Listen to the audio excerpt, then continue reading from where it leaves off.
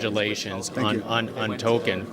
And you're bringing it here to WonderCon, where there's a lot of Lord of the Rings fans. How proud of you for this movie? Well, it's quite wonderful actually being here. I've heard the room is several thousand people, and I'm expecting someone to ask me which Balrog would I fight. You have to be specifically name them. And I think, this is a crowd. We made the film for a wider audience, also for those people who can just feel that emotional story about friendship and love works for them. But also, I think this group here in WonderCon will especially get something out of it, and so it's going to be an exciting time. Now, a lot of people don't know anything really too much about Tolkien himself. Everybody knows about the Lord of the Rings, but could you tell us some of the stuff that's really fascinating? What actually surprised me when I started digging into this was that so many elements in his life he's later on integrated into these stories. He himself said that the stories are not a direct analogy of anything, but you can say that the inspirations, the emotions, and even the voyage to Mordor, in a way, like his own experience to war, come out of his real life.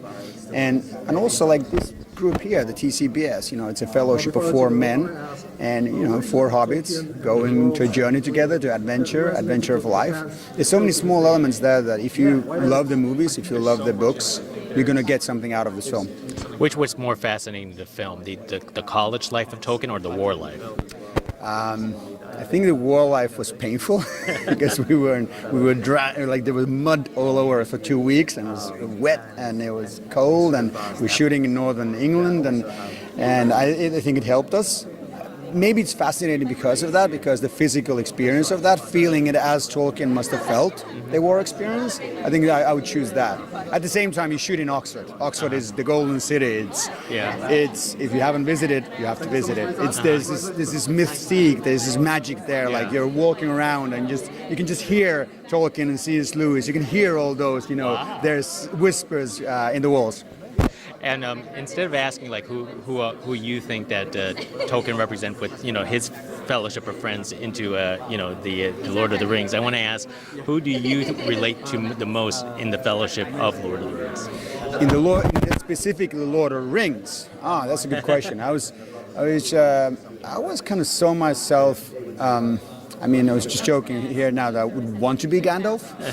But I don't think. My assistant always jokes that I'm a bit of a hobbit, especially like a Took, if those who know that, there's an adventurous side of me, but I devour food. Yeah. And she says always that I can't eat with you because I'm like basically eating the 2 or 3 breakfasts.